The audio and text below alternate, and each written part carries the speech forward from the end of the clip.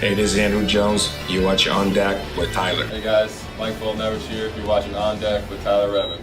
Hi, this is Phil Necro. You're watching On Deck with Tyler Redmond. This is Walk the Banks. I'm on deck. Tyler Redmond. Welcome into On Deck. I'm Tyler Redmond. As always, make sure to like this video, subscribe to this channel, and hit the bell for notifications so you stay up to date with everything going on around Braves country. Also, if you want to follow me on social media, you can on Twitter and Instagram at BubblegumJesus. So, we got to talk about last night. The Braves took on the Yankees at Yankee Stadium, and Touki took the mound. He faced off against Jordan Montgomery of the Yankees. So, I'm not going to lie to you. I was more comfortable with Touki on the mound than I was with Newcomb on the mound the other day and with Touki his last start. Sad to say I was wrong about that. He did not have the night he had in his last start last night.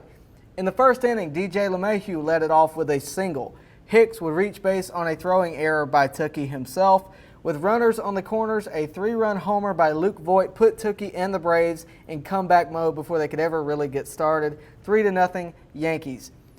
This is 2 consecutive first-inning 3-run homers for the Braves. That is just a sign of how rough the starting pitching is right now, how inconsistent it can be, and it's something that we need to talk about later in this episode. So then in the third inning, Luke Voit would strike again, and he lined out to third base, but he scored DJ LeMahieu, 4-0 Yankees. The Yanks weren't done in the third inning. Mike Ford would double in right center gap, scoring Hicks and Judge, 6-0 Yankees. The Yankees continued their offensive barrage, now against Bryce Wilson in the 5th inning after he came in from the pen. His first batter was Aaron Judge, who proceeded to hit a 432-foot homer to make the score 7-0 Yankees. Bryce seemed to be shaken up after that homer because Hicks would then follow with a walk. Voit would then be hit by a pitch. Another walk would load the bases, so he's definitely struggling to hit the strike zone there. And then Mike Ford grounded into a double play, but he did score a run on the play, 8-0 Yankees. The Braves finally responded in the 6th inning, the only way you can, with a homer. Marcell Ozuna teed off with a 436-foot homer, scoring 3 runs, 8-3 Yankees. And in the 7th inning, Riley would reach on an infield single. Flowers would single. With runners on the corners and 1 out, Dansby Swanson grounded into a fielder's choice. That made the score 8-4 Yankees. Luke Jackson would handle the 7th inning. He got into some trouble after walking Torres. Ford would double, scoring Torres, 9-4 Yankees. That would finally be the end of the scoring for the Yankees, but the Braves weren't done. Duvall would lead off the 8th inning. He would be safe at first on a fielding error by Torres. Camargo doubled the left field, scoring Duvall from first to home. Riley flied out to right, moving Camargo to third. Flowers would double to shallow left field, scoring Camargo, 9-6 Yankees. And it was looking like the Braves may make a comeback, but that did not happen. The final score would be 9-6 New York Yankees. All right, so here's what I think. The offense of the Braves can compete with anyone in baseball, anybody. But the starting pitching, as I've said multiple times, that's been the narrative this entire season, is how will the starting pitching be. Touki is not going to have a great start every time. It's just not going to happen. He's a young pitcher. He's finally getting a chance to be a starter. He's not going to be lights out every time. He had a great start last time he was up, but we can't expect that every time. There are going to be growing pains with that young pitcher. There's going to be growing pains for this young staff. And if we had 3 or 4 starting pitchers, growing pains for one pitcher wouldn't be so bad. But right now, it's just not going to be consistent. And we are counting on guys who have never proven to be consistent to then be consistent. Aside from a miracle, it's just not going to happen. It's hard to think that we're going to get any better in starting pitching unless we go out and get someone, right? The Braves have everything to carry them to a championship run but starting pitching. And we heard last night that it would actually be Ian Anderson, Tucker Davidson, and Patrick Weigel before it would be Mike Fultonevich and Sean Newcomb being called up from that alternative training site. And I told you yesterday that I thought the Braves might pull Mike Fultonevich and Sean Newcomb up at some point during that season. And in theory, that is still possible. That could happen at the end of the year when we're gearing up for a postseason if those guys are ready to go, if Mike Fultonevich has gained the weight, and if Sean Newcomb can find his curveball location. So for you guys that want to bring up prospects, congratulations. It's looking like that's going to happen. It's looking like it's going to happen pretty soon. But I just don't want you guys to expect immediate success. Bryce Wilson is a good indication of what I would expect out of guys like Ian Anderson, because we can sit here and talk about what they're doing in the minors all day, but until they have major league experience, they're not going to put up major league numbers, and they just don't have that right now. I think it's going to be a process. The guys like Ian Anderson have not had the time, even in the minors, like Mike Soroka and Max Fried had. That's probably a very big contributor to why Mike Soroka and Max Fried have been so successful in the majors all that time in the minors. Honestly, I hope this doesn't hurt their development.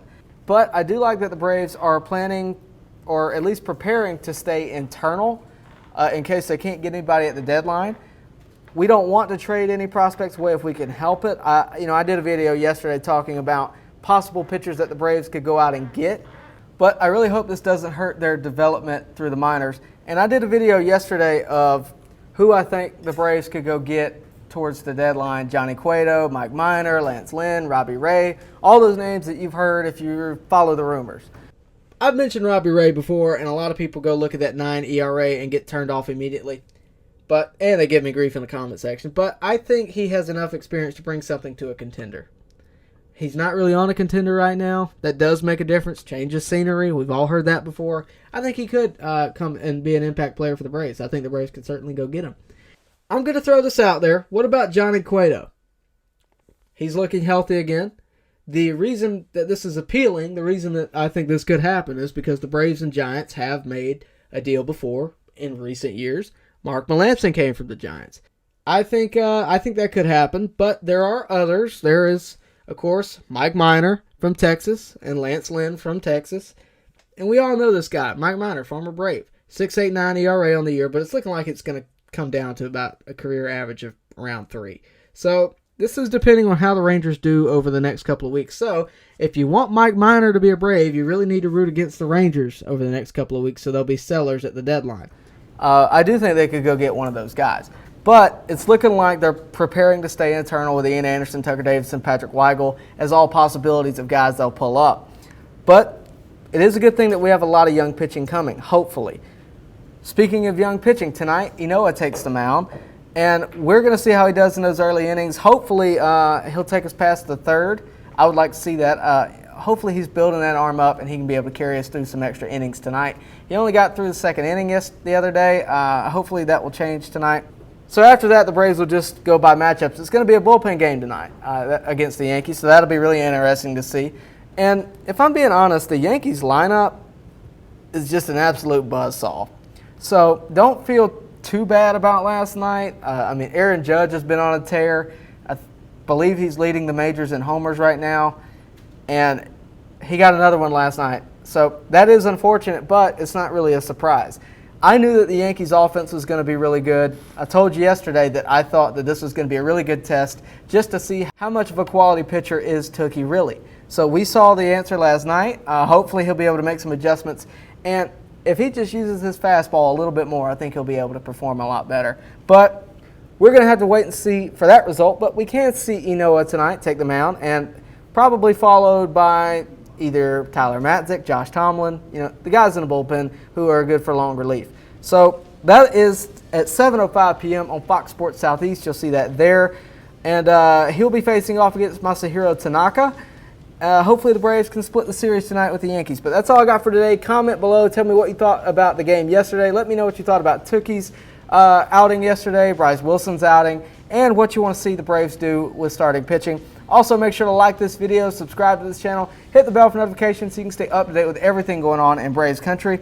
And, of course, you can follow me on social media, Tyler Redmond, at BubblegumJesus on Twitter and Instagram. So that's all I got for today. Thank you for watching, and I'll see you next time on deck.